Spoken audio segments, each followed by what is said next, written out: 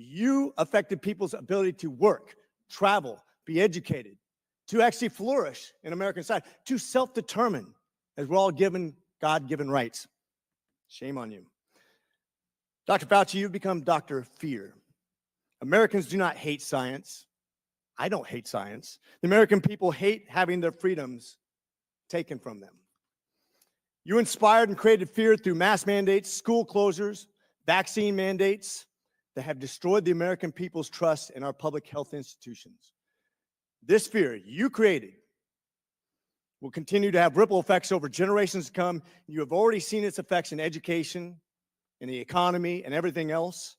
Quite frankly, you said, if you disagree with me, you disagree with science. Dr. Fauci, I disagree with you because I disagree with fear. And with that, I yield. I now recognize Mr. Moskowitz from Florida for 5 minutes of questions. Thank you, Mr. Chairman. Dr. Fauci, good to be with you here today. I was not here, but I saw a member of this committee questioned whether or not you represent science and tried to make that in some offensive way. I just want you to know most Americans don't think she represents Congress. So one of the things I've learned. So I hear now you double Fauci. So I don't want you to be offended by that.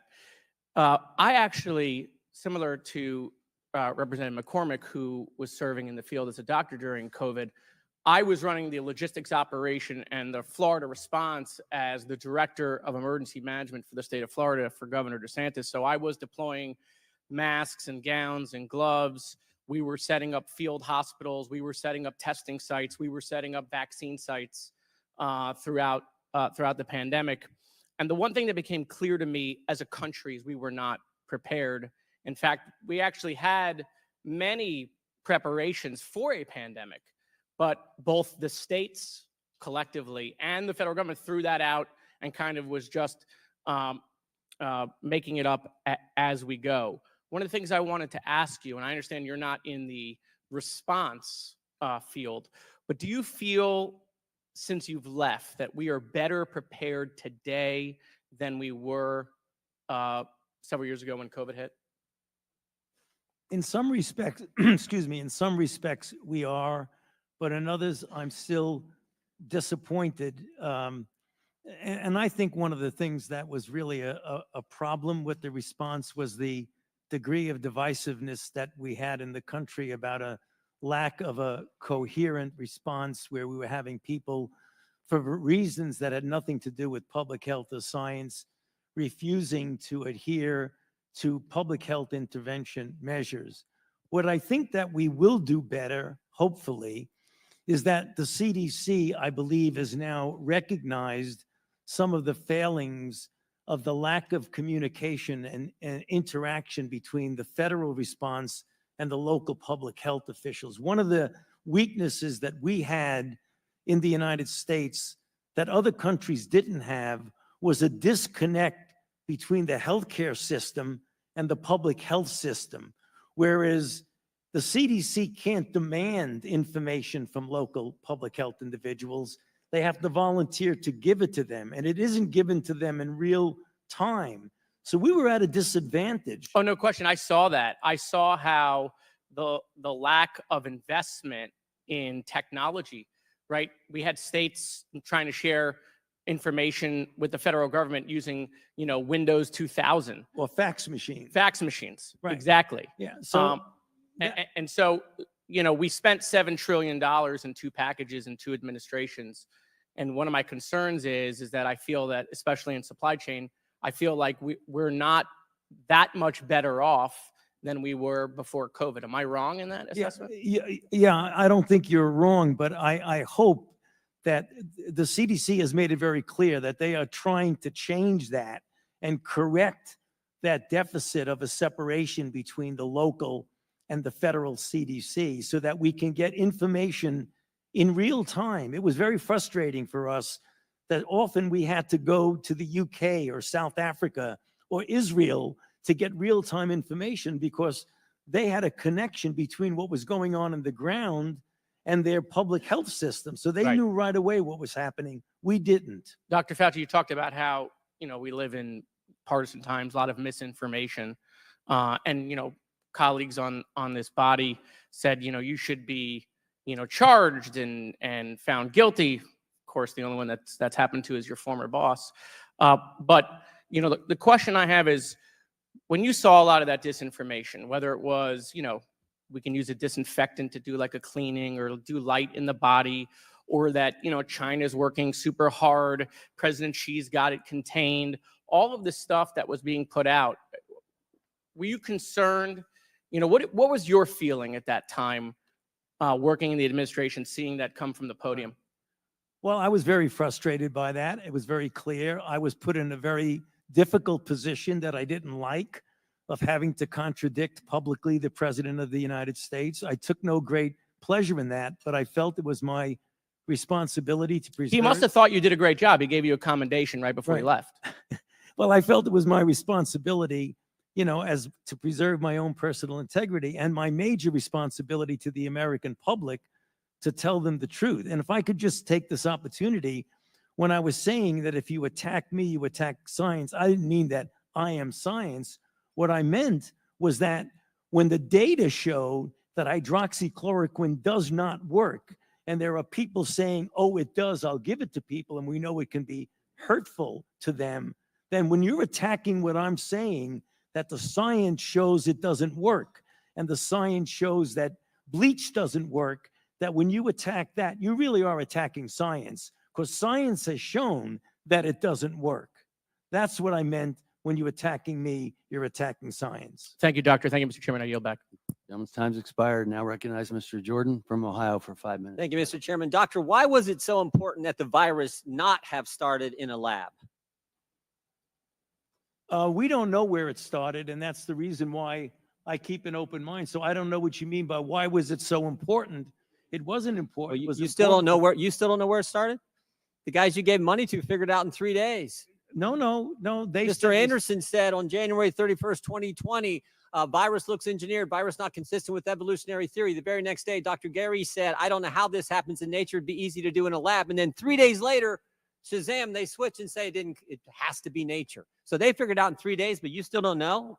No, in fact, if you look at what they were saying, Congressman Jordan, they were saying that it was not a manufactured virus. It still could have evolved out of a lab. Well, let me read something here to you.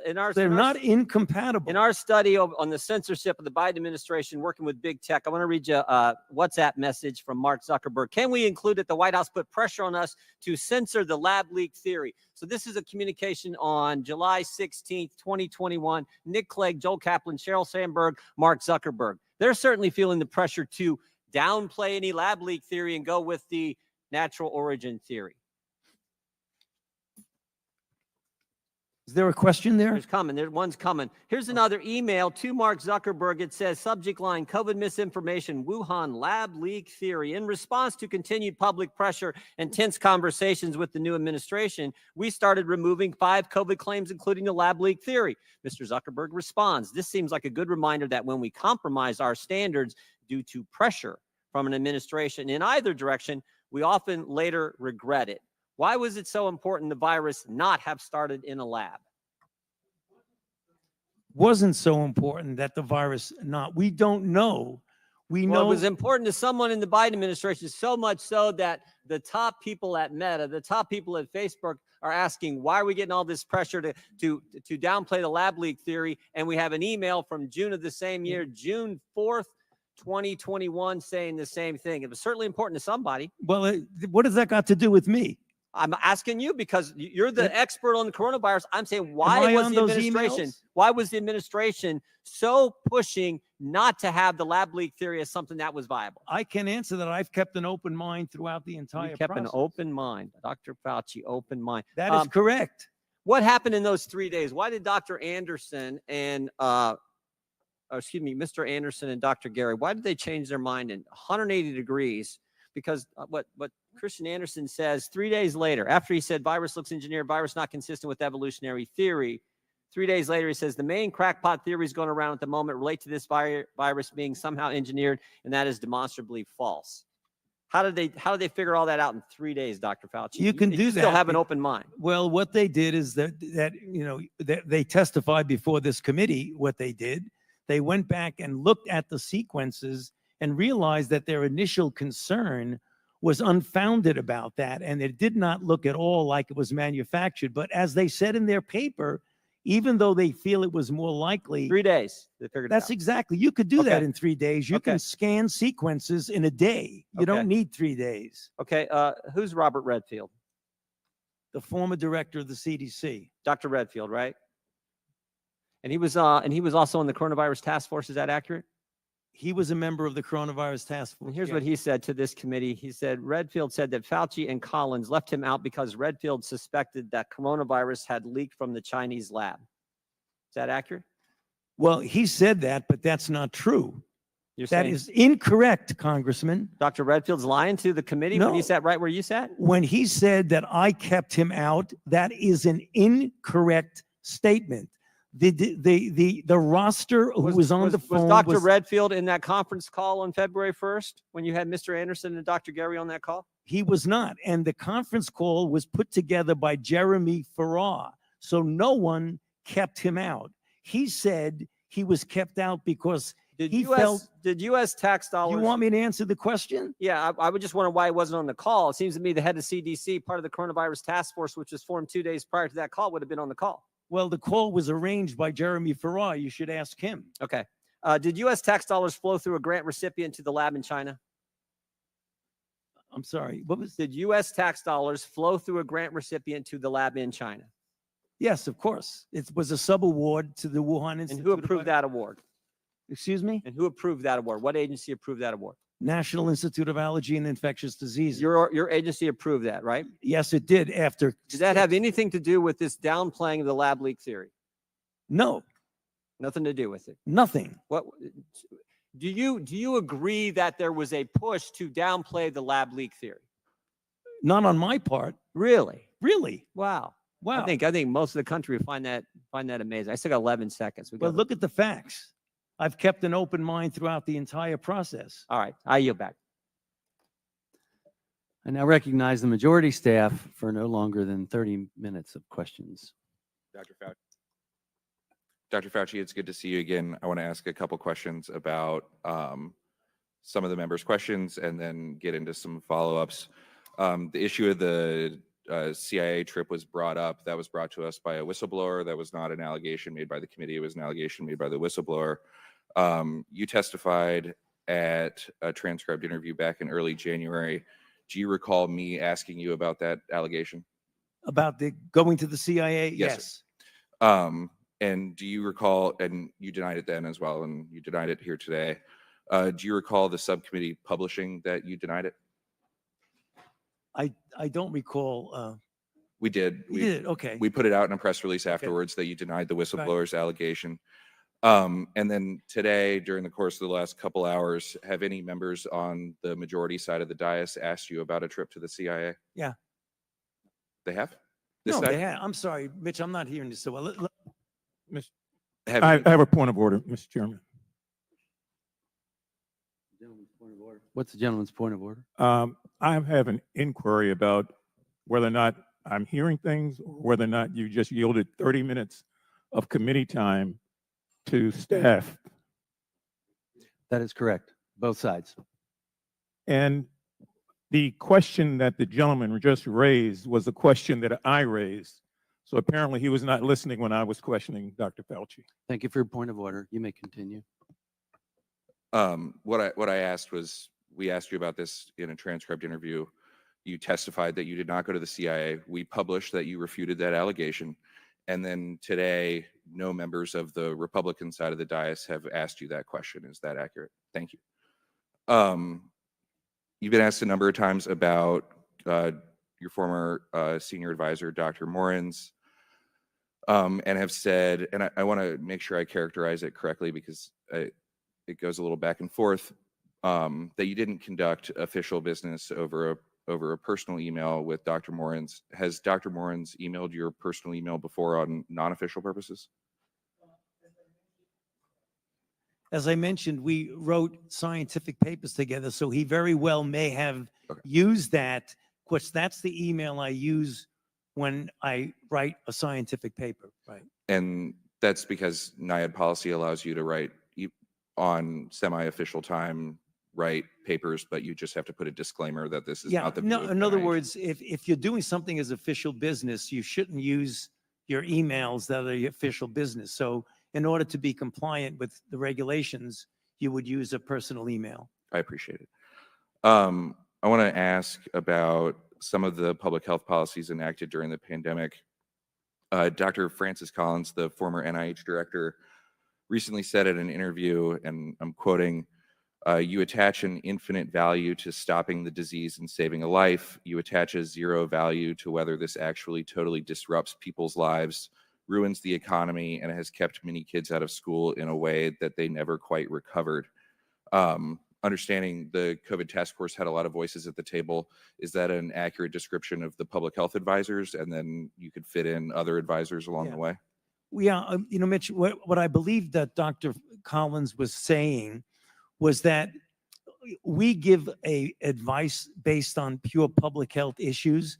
It's very, very clear now, retrospectively, looking at the potential collateral negative effects of things like mandating. It would be important for us now, since the purpose of, I believe, why we're here, is to how we can do better next time, is to consider the balance. I think things that we did in the beginning were in the context of horrible situation of 4,000 to 5,000 deaths per day.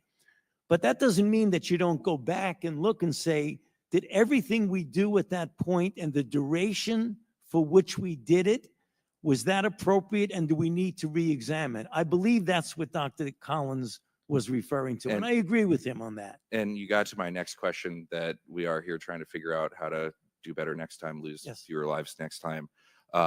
Would that be a better thought process going forward of thinking about the possible unintended consequences of public health measures? Absolutely. And you've heard from both sides of the dais today. First weeks, months, novel virus, nobody knew what was going on, called for some drastic measures. Understanding, or once there was a better understanding of who the most affected demographics were, do you think it would be important to more narrowly craft public health measures to specifically favor those demographics?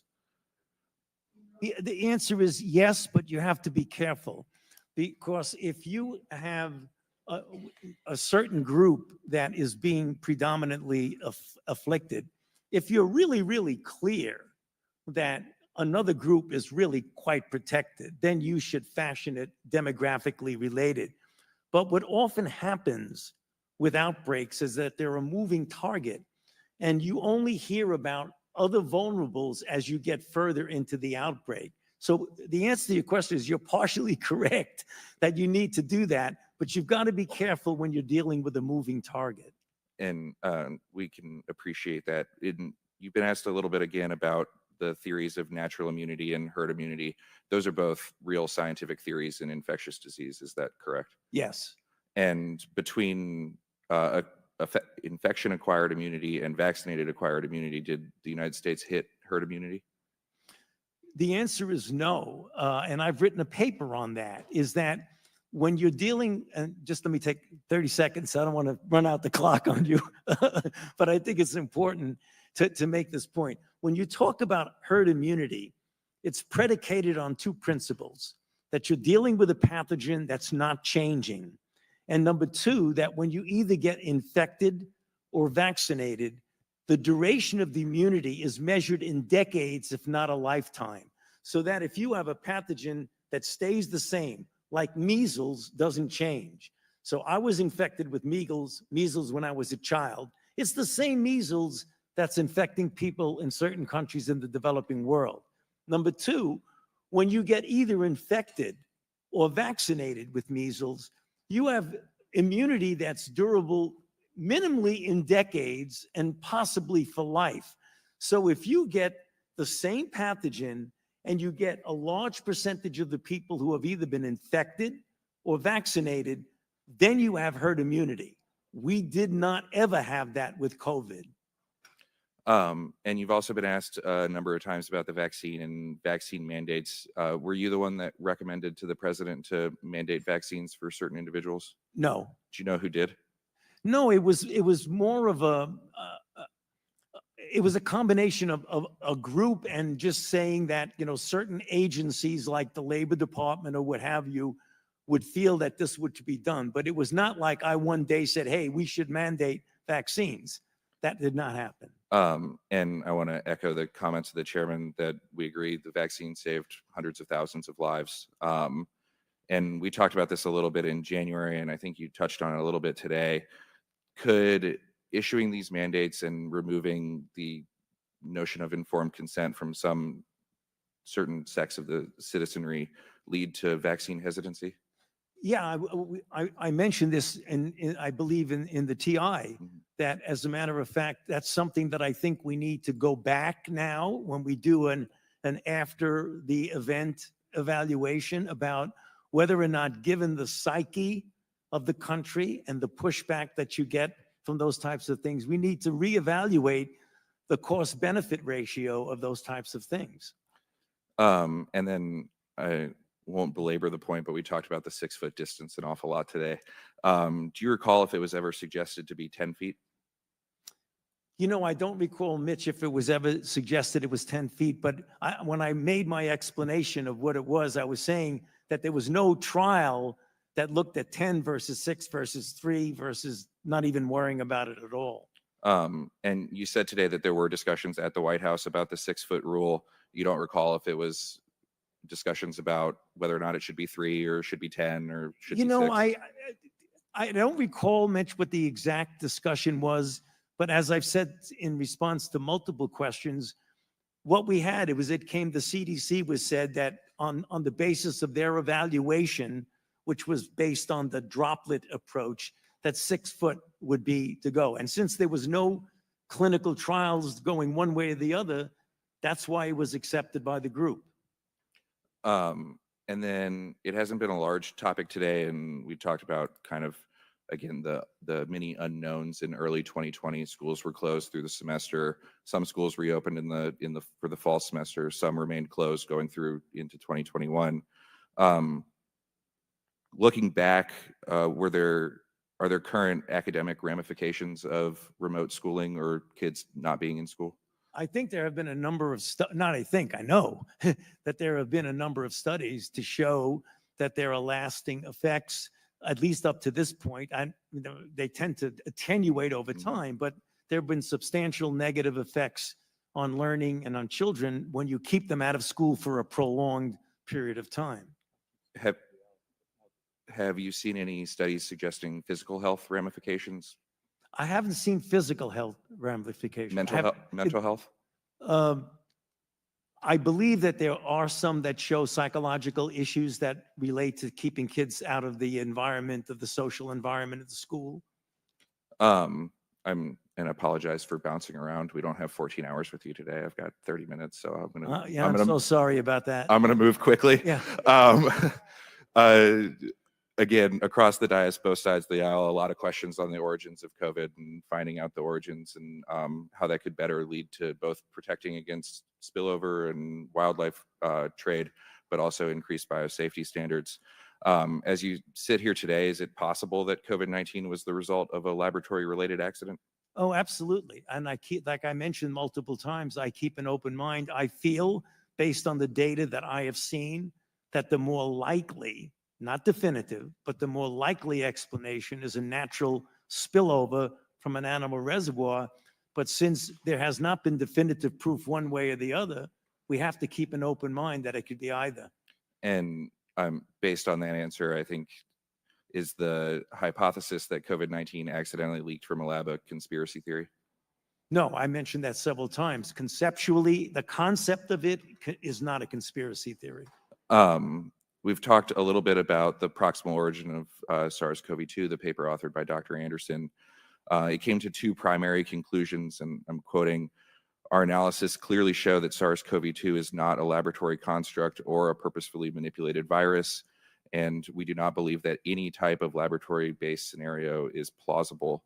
Do you disagree with those conclusions? I think, Mitch, if I'm not mistaken, I don't have the paper in front of me. I think they also said the possibility of if you passaged it in, you could have done that. And And if you passage it, it's in a lab.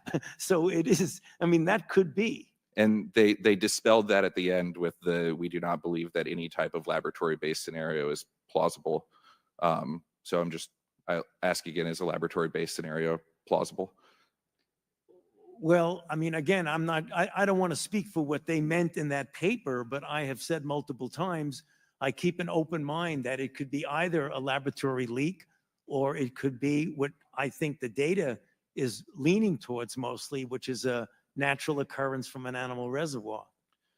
And this email was brought up too on April 16th, 2020. Dr. Collins wrote to you and said, wondering if there's something NIH can do to help put down this very destructive conspiracy, referencing the lab leak.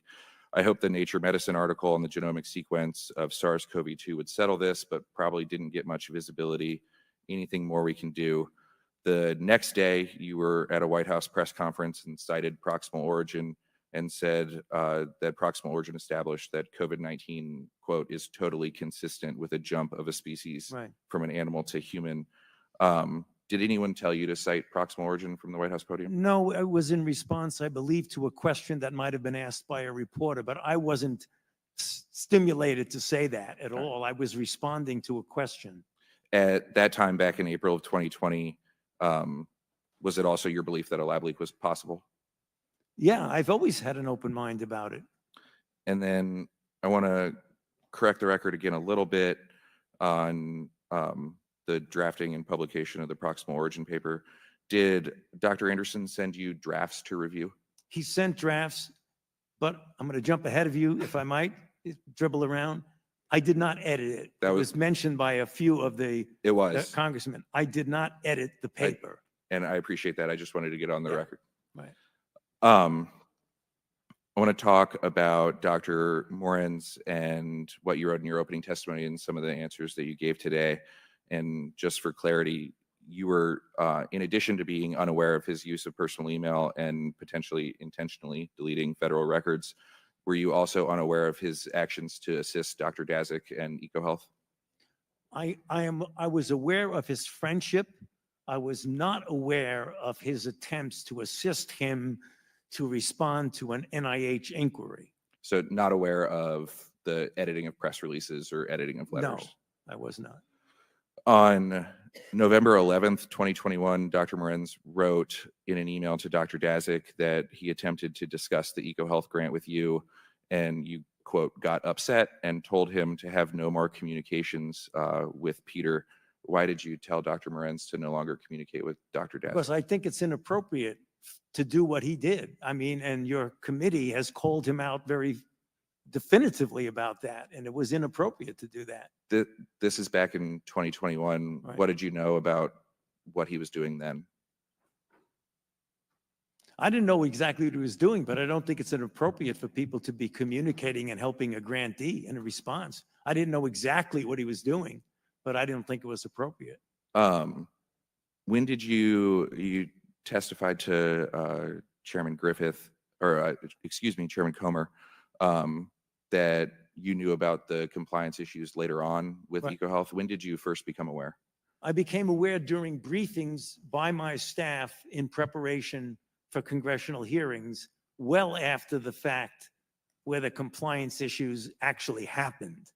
I mean, I didn't know, as I've mentioned to you in the TI pitch, I didn't even know the grant existed before the outbreak. And then finally, when there was this issue about congressional hearings, I needed to know, what is this grant? What are we doing with it? And are there any issues? That's when they said there was a compliance problem of the 4th year versus the 5th year progress report. Some of the other emails from Dr. Morin's, I just want to read into the record and ask you if his recollection is accurate. On April 27th, 2020, Dr. Morin's wrote, "I am sure privately he would love to see Peter and EcoHealth fully restored, although he did once make the comment to me that Peter had screwed himself with the late report. I already told him that all that crap wasn't true." The late report was true, despite what Dr. Morin said. On April 21st, 2021, Dr. Morenz wrote that he was sure you would do anything you could to restore the funds to EcoHealth. On June 5th, 2021, Dr. Morenz wrote that you were working behind the scenes to undo the damage to EcoHealth. On October 21st, 2021, Dr. Morenz wrote, Peter, I had my regular meeting with Tony this morning. He immediately inquired about you and several times asked how you were doing. He used a lot of colorful language about the situation with attacks on EcoHealth. On October 25th, 2021, Dr. Morenz wrote that you were trying to protect EcoHealth.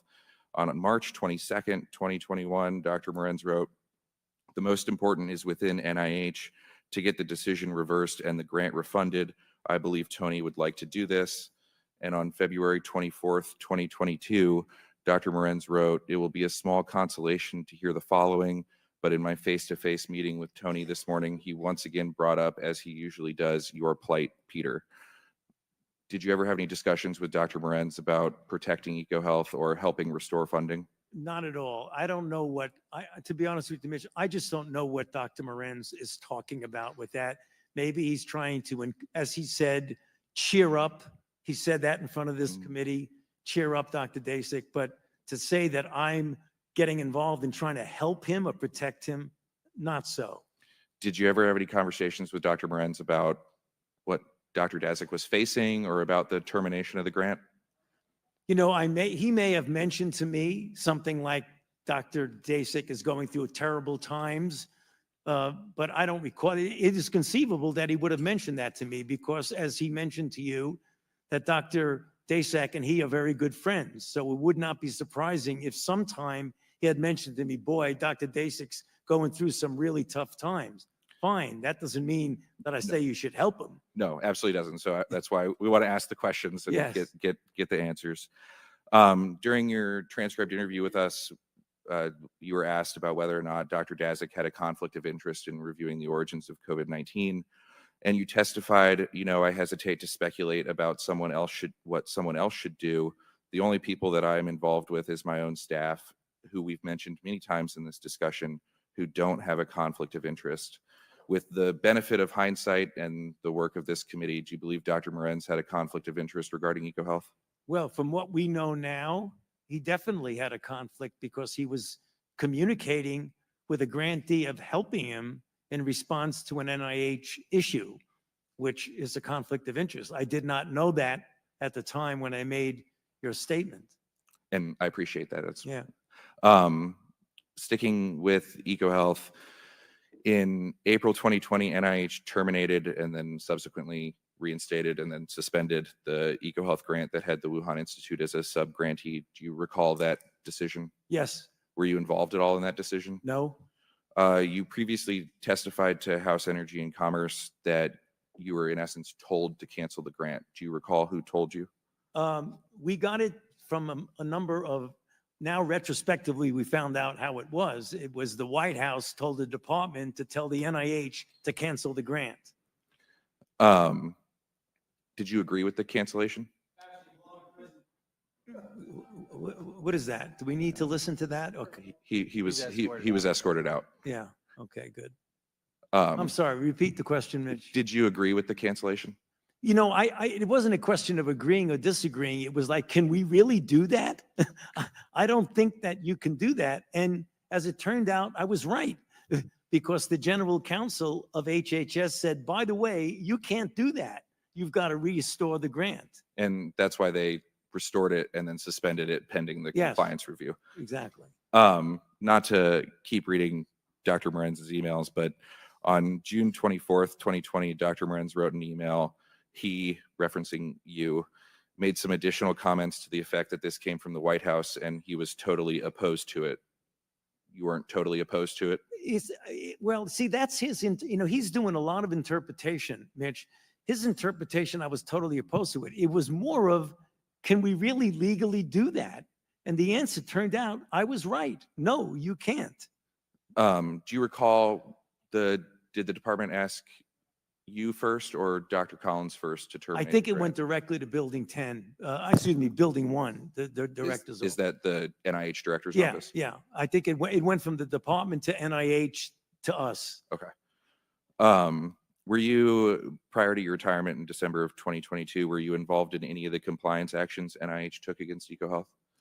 I don't believe so. I think the actual, and again, I'm a little unclear about the time, but I think most of the disciplinary actions actually occurred after I left, if I'm not mistaken.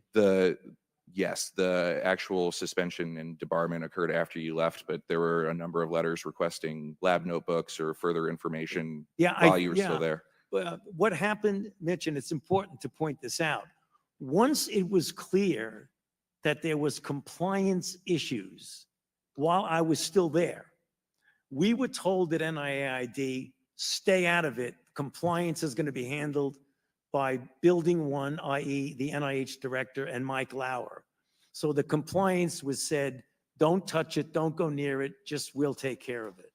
And you just brought this up, since the original termination, then suspension, NIH found numerous major violations of grant policies, has since debarred the Wuhan Institute of Virology and suspended and proposed for debarment both EcoHealth as an institution and Dr. Daszak individually. Are you aware of those? Yes, I am.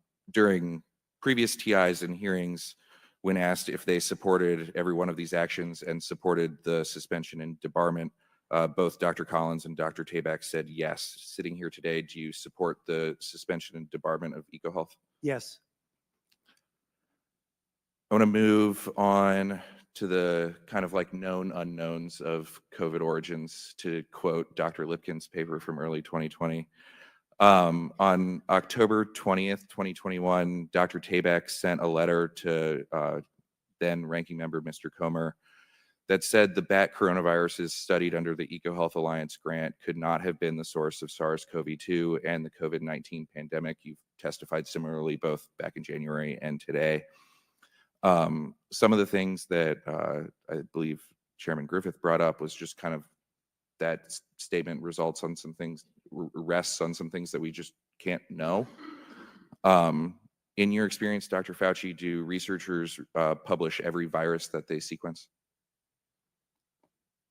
No, I mean, I think researchers don't always publish every single thing they do. Do they routinely publish every experiment that they conduct? I'm sure there are people who don't publish every single experiment that they do. And then is there a lag time between the sampling, the analysis, and the publication? Yeah, I mean, publications often take months before they come out. Is it possible, if not plausible, that EcoHealth and the Wuhan Institute of Virology have samples from between 2020 when they originally published a paper, or excuse me, 2015 when they originally published a paper with all of their samples, and now that are unpublished? Sure, it's possible, but Mitch, I might just throw in there, you can't get away from the fact that the viruses that were studied, that the NIH gave them a grant to study, don't pull back on the fact that no matter what you did with those viruses, they were phylogenetically so different, they could not possibly be the precursor of SARS-CoV-2. And I agree with that. I guess my only point is that you don't know all the viruses they were working with. Yeah, and let's make that clear, because Congressman Griffith asked it, and I answered you quite honestly, that none of us can know everything that's going on in China or in Wuhan or what have you. And that's the reason why I say today, and I've said at the TI, I keep an open mind as to what the origin is. The last topic I want to touch on is gain of function. We touched on it in January. You touched on it a little bit today. I know the pandemic has resulted, as I'm sure you're aware, with a rather large debate, and including with the NSABB updating their dangerous research policies surrounding gain of function, P3CO, and dual use research of concern. Prior to October of 2021, the NIH website listed gain of function as a type of research that modifies a biological agent so that it confers new or enhanced activity to that agent. And the P3CO framework that the US government uses to further regulate a subpart of that research that is more dangerous specifically that could cause widespread and uncontrolled death or disease in humans. Putting aside what's regulatory, I agree with you. The P3CO definition is regulatory. Are there types of research that could fall under the broad definition, but not the P3CO definition? Well, I believe members on the minority side have mentioned that. Influenza is a gain of function to a virus to make it grow better in eggs. Making an E. coli manufacture insulin is telling the E. coli to do something it wasn't able to do before by mutations. Of course, that's the case. So in kind of the Venn diagram of this research, something could fall under gain of function without falling under further regulation. I know where you're going and you're not going to get there, but go ahead. According to EcoHealth's Year 5 progress report, they facilitated an experiment in Wuhan that had 7 mice infected with Wuhan Institute of Virology 1 as the backbone. 5 survived. Then 8 mice were infected with a chimera of WIV1 and the spike from another virus, and 2 survived. In EcoHealth's own words, these results suggest that the pathogenicity of that full-length chimera is higher than others. Right. You were asked today, and it was read back to you a little bit, but on May 16th, just a few weeks ago, Ms. Lesko asked Dr. Tabak, did NIH fund gain-of-function research at the Wuhan Institute of Virology through EcoHealth? And Dr. Tabak answered, if you're speaking about the generic term, yes, we did. Right.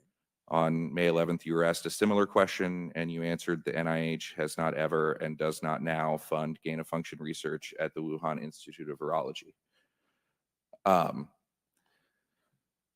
I'm going to ask it, and you can answer it how you want to answer it. According to the broad definition of gain-of-function research and the definition Dr. Tabak was testifying pursuant to, did NIAID fund gain-of-function research via EcoHealth in Wuhan? The broad definition of gain of function, in my mind, is not applicable here and does nothing but confuse the situation. And that is the reason why, after 3 years of deliberation by the bodies, including the NSABB, as well as the national academies, it was decided to make an operative and regulatory definition. If you hearken back to the original broad definition, it does nothing but confuse people. And that's the why every time I have mentioned gain of function at the Senate hearing with Senator Paul and the TI, and today, the definition that I use is not my personal definition. It's a codified regulatory and operative definition made by a body that has nothing to do with me. Thank you, Mr. Chairman. I yield back. I now recognize the minority staff for not longer than 30 minutes. Dr. Fauci, nice to see you. We've covered many different topics today. We just want to make sure that you have the opportunity to provide your full perspective on any and all of them. Is there anything you'd like to add, clarify, or say about any of the topics we've discussed here today?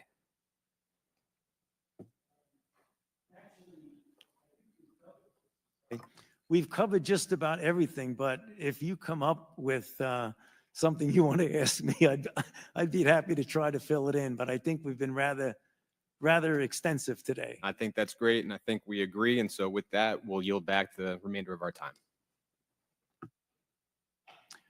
I'd like to yield to the ranking member Ruiz for a closing statement if he would like one. Dr. Fauci, I'd like to thank you for your testimony today, and I would like to thank you for your decades of service to our nation, especially with the HIV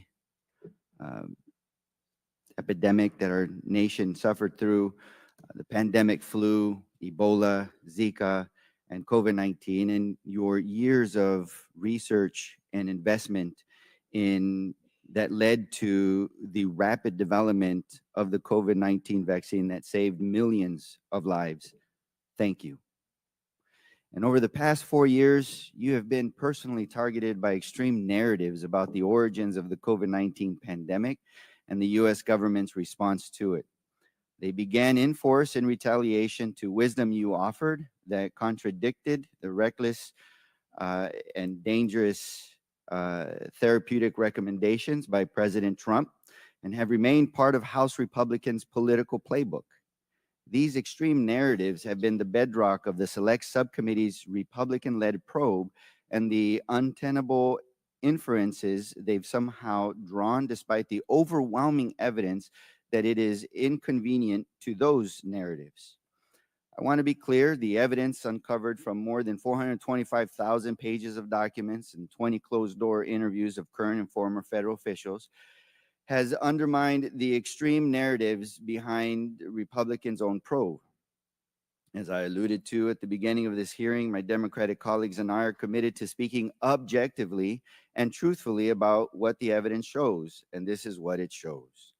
Dr. Fauci did not fund research through the EcoHealth Alliance grant that caused the COVID-19 pandemic.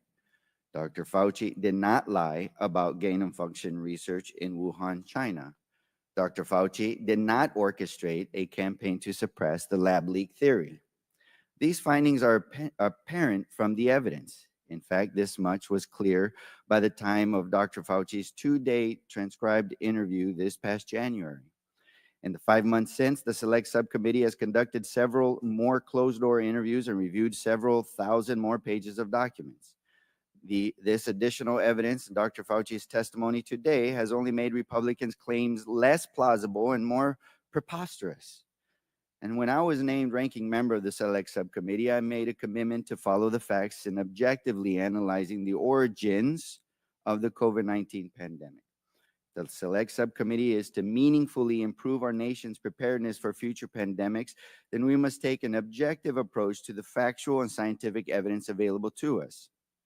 The origins of the COVID-19 pandemic remain uncertain. I would like to remind my Republican colleagues that that uncertainty is not an opportunity for them to author fiction for partisan gain. It could have been a lab leak and it could have been an animal transmission. And at the cost of meaningfully advancing our understanding of COVID-19's origins, Republicans have levied extreme allegations of creating SARS-CoV-2 against Dr. Fauci. The result is that Republicans' own probe has failed to shed any additional light on a central question for our Select Subcommittee. In fact, we're actually entering the 4th quarter of this Congress and this Select Subcommittee on Corona's pandemic. And what have we focused on? It's not an objective investigation on the origin as either lab leak or animal transmission. We have spent the vast majority of time, like in this hearing, with Republicans trying to prove that Dr. Fauci and Collins funded research through EcoHealth that created the SARS-CoV-2 virus. And in order for that to be true, it is dependent on proving the lab leak theory to be true. So it has not been an objective investigation as to whether or not the virus came from a lab or an animal transmission in order to prevent and prepare for the next pandemic. It has been to push this narrative. And this hearing is their climax, their star witness to finally prove their narrative. And they did not do so. Instead of focusing on solutions like fortifying our public health workforce and infrastructure, securing domestic supply chain of vital public health equipment and medications, or equipping schools, churches, synagogues, mosques, businesses to safely stay open during the next deadly novel viral pandemic, instead they focused on accusations without evidence. And it seemed like even though the evidence was there that the accusations were false, it didn't matter. They still accused him on a cover-up, suppressing the truth, that he initiated, prompted, or edited the Proximal Origins paper, that he funded a gain of research that created the SARS-CoV-2 virus, even that he received royalties. You know, his answers today and his transcribed interviews and his countless emails refuted all of this. They always have. And his testimony today did again. But I guess that doesn't matter for the majority. The truth is that there is no evidence to prove this narrative that we spent so much time addressing. Their accusations are without evidence, but it doesn't matter to them.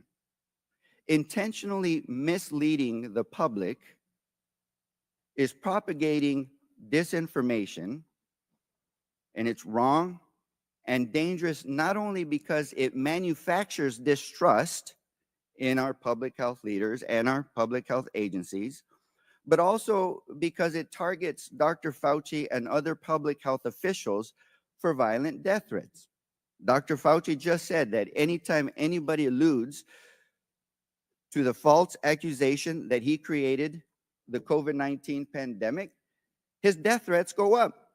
But irresponsibly and recklessly, members on this subcommittee continued to accuse him of that. So for the remaining months of the Select Subcommittee, I reaffirm my commitment to take a serious, balanced look at the question and the possibilities of whether the novel coronavirus emerged from a lab or from nature. And I emphasize to my colleagues that any uncertainty about those origins is an opportunity for us to work constructively together on forward-looking measures to improve our nation's readiness for future public health threats. Thank you, Mr. Chairman, and I yield back. Thank you again, Dr. Fauci. I want to thank you for coming here today. I, again, truly appreciate your willingness to come voluntarily before this select committee for both your transcribed interview and hearing today. This hearing was an opportunity to learn about our COVID-19 response and how we can improve and do better. And we did some good things during that. And I'll cite Operation Warp Speed as one of them. It's also an opportunity to more closely examine the office in which you served, because there seemed to be some significant wrongdoings that took place. And I believe that we can make changes and prevent that from happening in the future. That's my goal. It's an opportunity to take a close look about the processes and the procedures in place in our health institutions in the United States. That's our job as oversight in Congress. That's what we're supposed to do. I don't know what playbook some are talking about, because it's been my goal as chairman, and I think you've seen the staff behave the same way, to take a hard look at the facts so that we can do better in the future.